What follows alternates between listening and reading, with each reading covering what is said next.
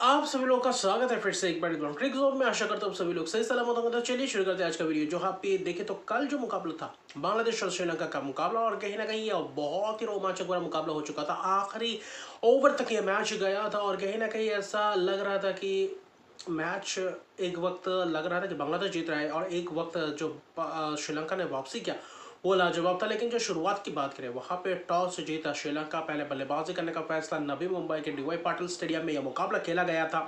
Pitch अच्छी खासी थी, गेंदबाजों के लिए भी थोड़ा बहुत मददगार थी, लेकिन बल्लेबाजों के लिए अनुकूल तो वहां पे इस पिच पे रन्स था। तो कहीं ना कहीं श्रीलंका में भी कुछ एक आध बदलाव थे, प्रबोधनी को लाए थे वहाँ पे। आपके बांग्लादेश में भी दो बदलाव थे, लेकिन जो शुरुआत था मारूफा अख्तर पहले ही गेंद में विश्व गुणरत्ने को अंदर रहते हुए गेंद एलबीडब्ल्यू का शिकार, अंपायर आउट नहीं देते और पहले ही गेंद में रिव्यू लेकर और वहां पे आउट पाए जाते हैं। तो वहां पे शुरुआत, लेकिन उसके बाद कप्तान और हसीनी पेरेरा के बीच एक साझेदारी हुआ और दोनों बल्लेबाजों ने धाकर अंदाज में बल्लेबाजी करते हुए नजर आए। वहां पे निशिता अख्तर और वहां पे नाहिदा को भी लाए थे, लेकिन मरूफा अख्तर ने थोड़ा बहुत स्पेल किया था पावर प्ले में। लेकिन उसके बाद कहने के रन बटोरते हुए दिखाई दिए। पावर प्ले में 23 रन बटोरे, करीबन 64 रन के करीब पावर प्ले में बनाया, और वही पहला ही गेंद में जो पहला विकेट गया था।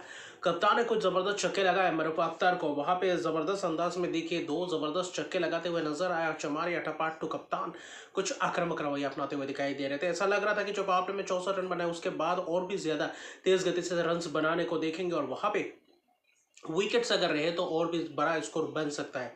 लेकिन पावर प्ले के बाद कहीं ना कहीं वहां पे चमारी अटापाटू का विकेट जाता है, रबिया खान विकेट चटकाते एलबीडब्ल्यू का शिकार, और वहां से थोड़ा बहुत धीमी गति से रन्स बनते हुए दिखते हैं।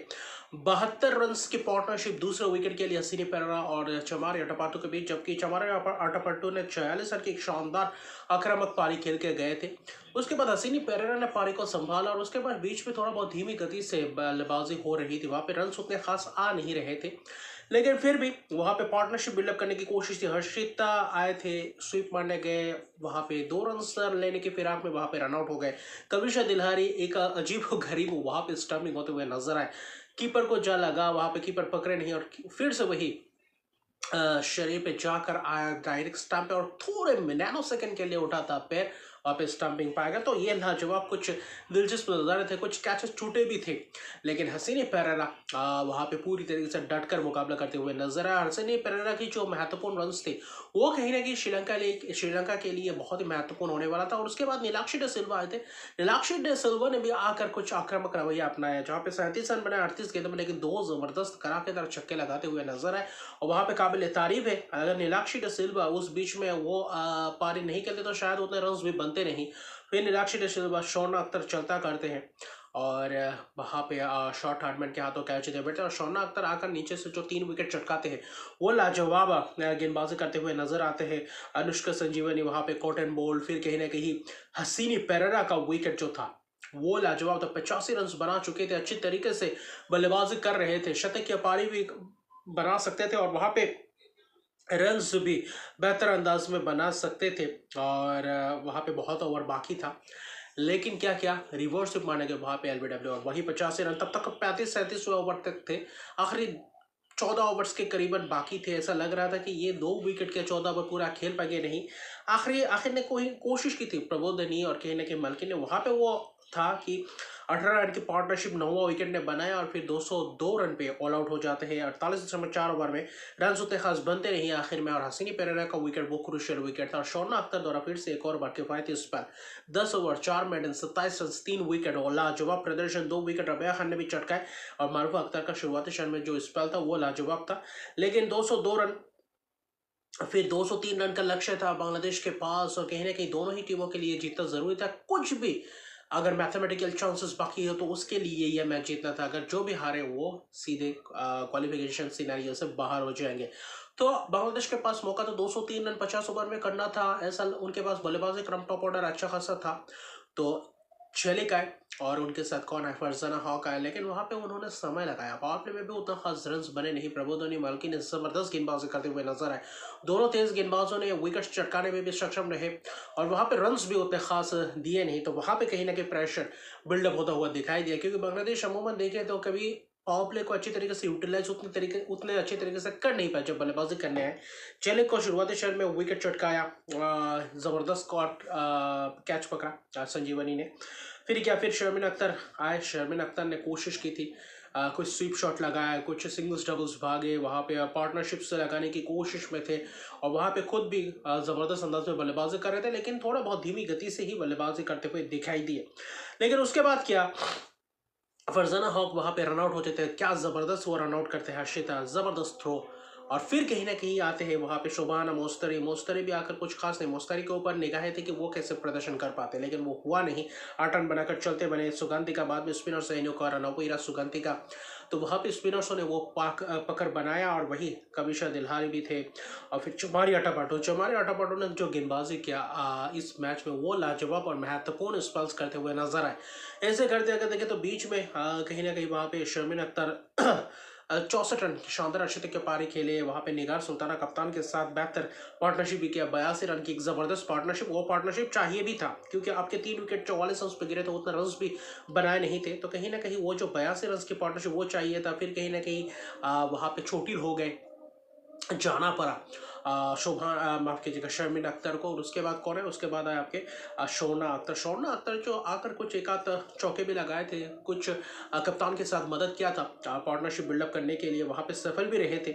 लेकिन शोना अख्तर के साथ जो पार्टनरशिप था वो भी एक अर्शदीप का पार्टनरशिप, यानी कि वो जो 3 विकेट गिरने के बाद वो लंबा वक्त तक रहा वहाँ पे।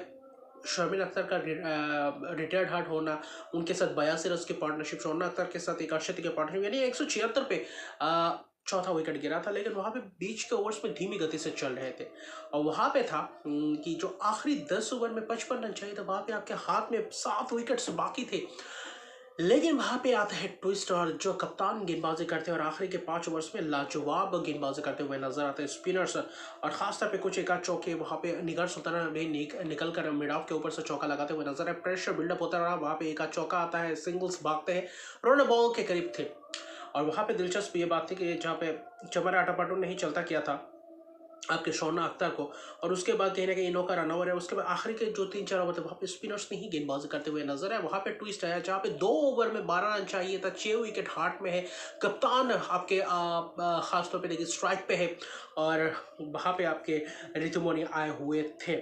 और फिर कहीं ना कहीं क्या 29वां ओवर डाला सुगंधिका, वहाँ पे ऋतुमणि का विकेट गिरता है, वहाँ पे सिर्फ और सिर्फ 3 रन आता है, 9 रन चाहिए आखिरी ओवर में, और एक बहुत ही ज़बरदस्त गैम्बल खेलते हैं चमारी आटापाटो। ऐसा लगता है कि चमारी आटापाटो आखिरी ओवर रोक पाएंगे, क्योंकि आखिरी ओवर में चाहिए था 9 रन, एक आध चौका इधर उधर, और वहाँ पे मैच बांग्लादेश के गिरफ्त में था, क्योंकि 10 ओवर में 55 रन, उसको कहीं ना कहीं 12 गेंदों में 12 रन बॉल था, उसको कहीं ना कहीं आखिरी ओवर तक लेकर गया, आखिरी ओवर में 9 रन। वहाँ पे आता है ट्विस्ट, आखिरी ओवर में चाहिए था 9 रन, वहाँ पे आपके हाथ में थे 5 विकेट्स, और वहाँ पे दिलचस्प मतलब पहले ही गेंद से जो विकेट चटकाया, रबिया खान स्ट्राइक पे थे, स्वीप माने गए, एलबीडब्ल्यू का शिकार होते हुए दिखाई दिए। फिर अगला गेंद नहीं दागता, वही रन आउट का शिकार, तो स्ट्राइक में कौन गया, निगार सुल्ताना, यानी कि 4 गेंदों में 9 रन निकल कर मारने की कोशिश, निगार सुल्ताना मिड लॉन्ग ऑफ के हाथों कैच, और वहां पे मैच लगभग खत्म सा कर दिया, क्योंकि 77 रन की कप्तान ने एक पारी खेली थी। उसके बाद कहीं ना कहीं शर्मिन अख्तर आए हुए थे, लेकिन शर्मिन अख्तर जब आए हुए थे तब कहीं ना कहीं थोड़ा बहुत उससे पहले आया जा सकता था। रबिया खान जब आए थे तब मुझे लग रहा था कि आप शर्मिन अख्तर को भेज सकते थे, लेकिन वो हुआ नहीं।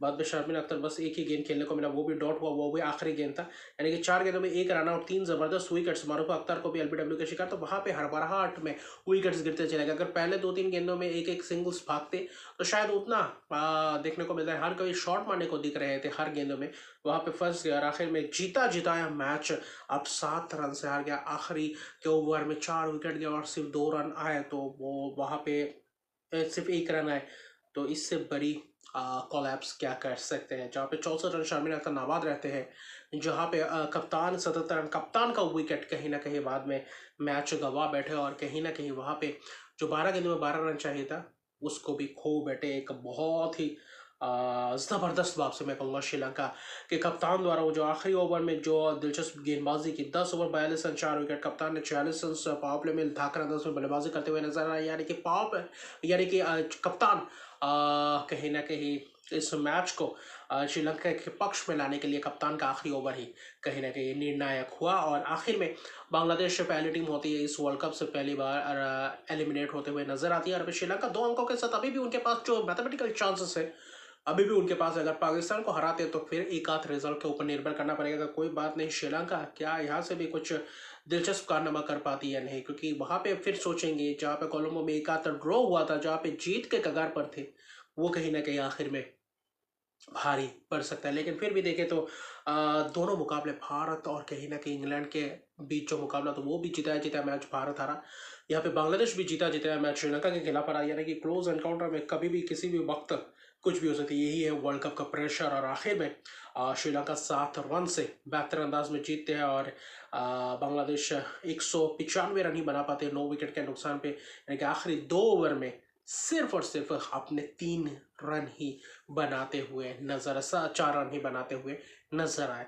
और कहीं ना कहीं बहुत ही ज़बरदस्त जीत श्रीलंका द्वारा, जहाँ पे हार के कगार पे थे वहाँ पे जीत खास तौर पे हासिल किया है। इससे बड़ी बात क्या हो सकता है। लेकिन आज जो मुकाबला होगा वो होगा दक्षिण अफ्रीका और पाकिस्तान के बीच। ये डेड रबर मुकाबला है, लेकिन पाकिस्तान के लिए भी थोड़ा बहुत जो आउटसाइड चांसेस है उसके लिए जीत सकते हैं तो बेहतर रहेगा। बाकी कोलंबो में मैच होता है या नहीं, क्योंकि बारिश का असर ज़्यादा से ज़्यादा रहता है और दक्षिण अफ्रीका के लिए यह मैच जीतना जरूरी है कि टॉप ऑफ द टेबल में क्या आ सकते हैं। नहीं, यह मैच जीता तो टॉप ऑफ द टेबल में, तो वो उसके लिए भी जद्दोजहद रहेंगी, क्योंकि टॉप ऑफ द टेबल में आते हैं तो चौथे नंबर की जो टीम होगी सेमीफाइनल में उसके साथ भिड़ंत होगी, तो वहां पे थोड़ा बहुत मौका बन सकता है। तो इसलिए दक्षिण अफ्रीका चाहेंगे इस मैच को जीतकर टॉप ऑफ द टेबल में आए और अपना टॉप 4 का ही नहीं, यानी कि टॉप 2 या फिर टॉप ऑफ द टेबल का स्पॉट भी बरकरार रखने के लिए अपने आप को मदद करेंगे। तो अभी के लिए इतना, मेरे चैनल को सब्सक्राइब नहीं किया तो मेरे चैनल को सब्सक्राइब कर दीजिए, लाइक कमेंट जरूर कीजिए। तब तक के लिए गुड बाय।